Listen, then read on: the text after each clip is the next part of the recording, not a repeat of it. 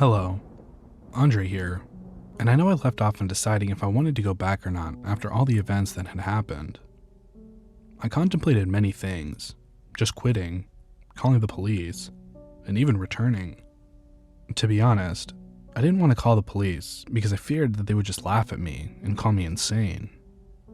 Well, after thinking it over and weighing my options, I decided to go back. I know, bad idea. But I needed the money, and they were willing to pay me triple my hourly wage, which, let's just say I'm kinda tired of eating ramen every night. Anyways, I showed up to work not knowing what to expect. As I walked through the doors, the manager was waiting there, as if he knew I was coming back, as he had a big, shit-eating smile. He was wearing a red velvet suit and a purple tie. He pulled me into his office because he wanted to speak to me. "So you decided to come back? Hey, Andre?" "Well, the money was the main factor, and it's either this or die of starvation." "Well, we are short-staffed, so I'm glad you decided to come back. Also, I always hold up on my side of the bargain. Welcome to becoming assistant manager since the last one was let go." I sat there shaking, knowing that he was talking about Cynthia. I'd known her for such a short time, but she was really sweet and caring. I keep thinking about how she was killed, and how it was pretty much my inaction that caused it. But what was I supposed to do? And I know what you're thinking. Am I going to end up like her? Well, no worries. I'm sure you'll do just fine, Tiemann said, as he smiles a wicked smile that sent shivers down my spine. As the new assistant manager, we need to go over a few rules like the last time, but a little different, he said. I still know the old ones. Is there something different I need to know?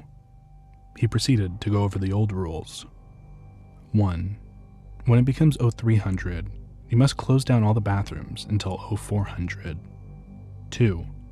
When cleaning up the theater, the light has to be on, and you must finish before the screen turns black. 3. If a man without a face walks in, you are not to speak to him for any reason. 4. All of the staff must enter the lobby at 0330 and stay there until 0400. 5. If you see someone talking to a man without a face, do not attempt to stop them and look away. 6. Do not attempt to film or record anything that goes on here. Since you know the old rules, here are the ones important to your job, which is to train new hires and keep the peace when I'm away. So the next 3 rules are imperative to your job here. He then slipped me a thin slip of paper that was folded. He explained to not open this until 0600, or the last hour of work. This is very important. If anything, not opening this until 6 a.m. is the most important of all the rules. I need you to agree with the rules, so let's just shake on it. He held his hand out with the same crazy and uneasy grin. I accepted this deal reluctantly and shook his hand. Oddly enough, the moment I shook his hand, a wave of euphoria passed through my body, as if it was a good thing for me somehow, but the uneasy feeling became increasingly more difficult to shake off. He said he was excited to see what I can do, and then escorts me out of the office. It was time. The clock struck 11 p.m., and I clocked into work. It was normal at first. Many people came in and out, with nothing out of the ordinary. A few hours go by, and after my first break, it was 2:45, and I decided to start closing the bathrooms down. I went in and asked if anyone was in either bathroom, and I heard nothing. I walked in to knock on each stall to double check. After each check, I heard nothing, even standing back to peep under the gap to look for feet, but there was no one in there, so I decided to head out. However, before I could get out, the door locked shut and I was stuck in the bathroom at 3 a.m. I ran into a stall and locked it, hoping nothing would happen. Sitting there, I was holding my breath when the lights in the bathroom began to flicker, with about a half-second pause between each flash. I kept quiet, but I could hear the large creature with its joints popping and creaking like old wood. I could hear its raspy breath as it wheezed and moaned. The thing slammed open each stall and stopped at mine, where she looked over the top with a wicked smile and those bright white eyes.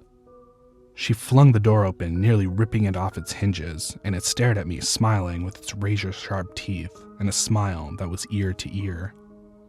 I tried to pray, but before I could let out a word, it reached for me.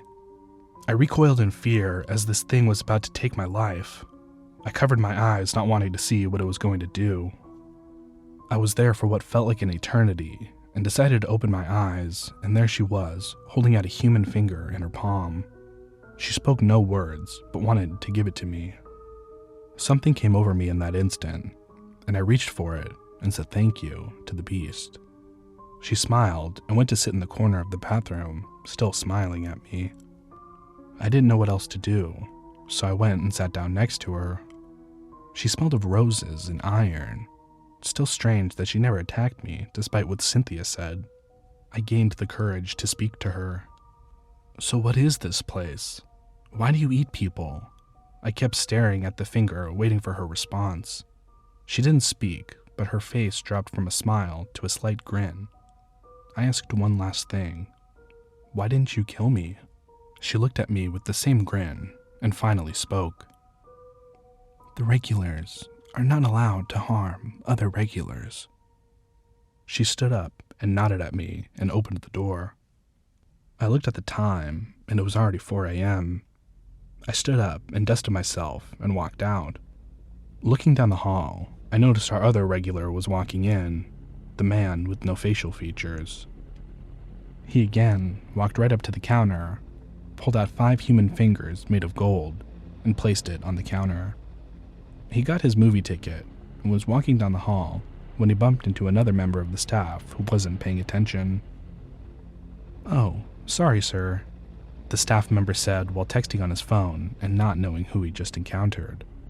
Instantly, without any warning, the creature grabbed the boy's head and crushed it between his fingers, sending brain matter and blood all over the wall. It then lifted the corpse into the air before its head split open, revealing a massive maw. The staff member was swallowed whole, and afterward, the creature just kept walking as if nothing had happened. The other staff was trying to hide after knowing that they could be next. However, I was staring at the creature. Blood and sinew slowly dripped down from its featureless face. The creature smelled of rancid flesh and cheap cologne. I think the thing could feel me looking at it, and it slowly turned back to look at me. This exchange only lasted a few seconds, but it felt like hours had passed by as this thing stared at me. It even felt as if this thing was fetishizing my soul. Something was more than evil about this being. Some kind of primal fear was welling up, and my entire body was shivering, telling me to look away and run, but I had to keep looking. I felt if I looked away, it would attack me.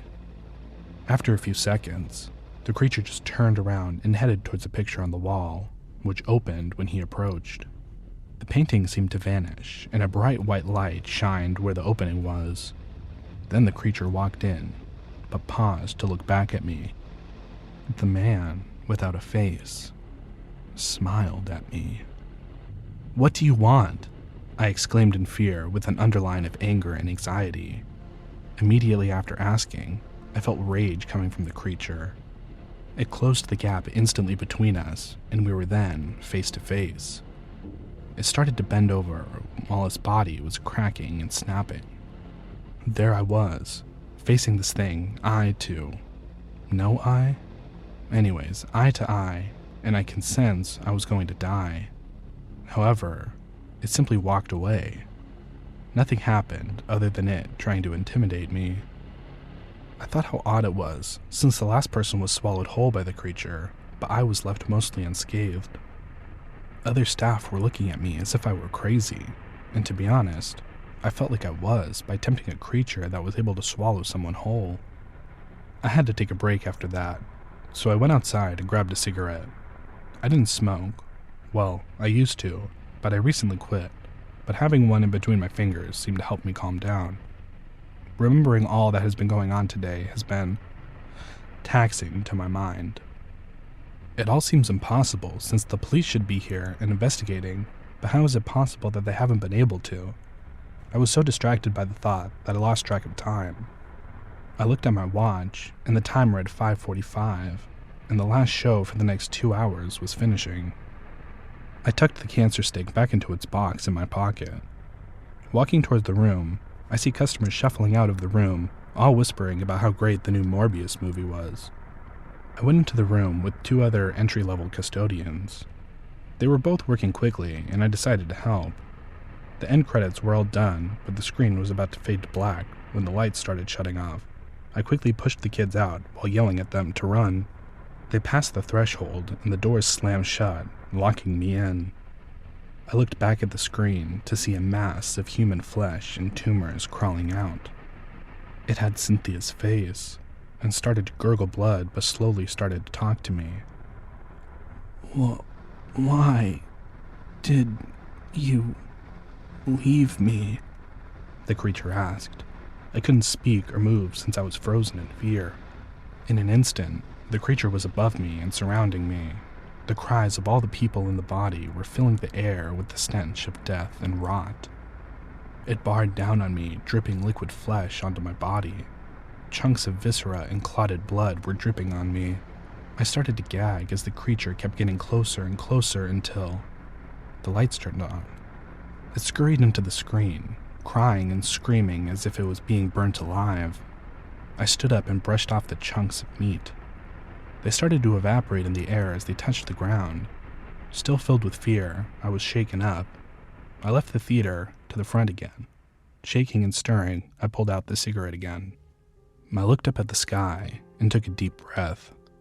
I noticed that the time was 6 a.m., so I reached into my pocket and grabbed the note. If there was a rule I'd actually follow, it would be this one. The note read as followed. Thank you for accepting the new position. As you may have guessed, this theater is different, to say the least. The things you have survived have led you to this point. You are important, and the narrative you hold cannot be destroyed. Yes, Andre, you are special.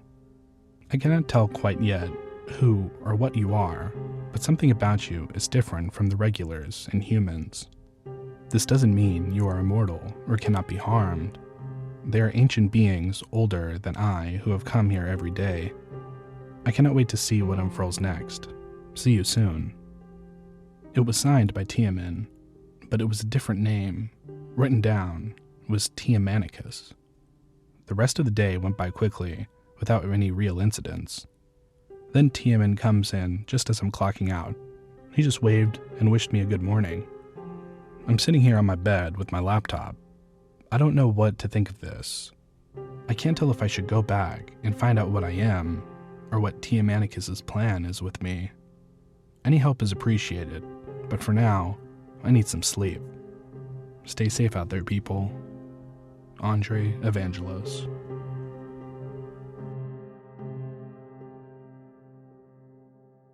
Hey everyone, thanks for watching tonight's video.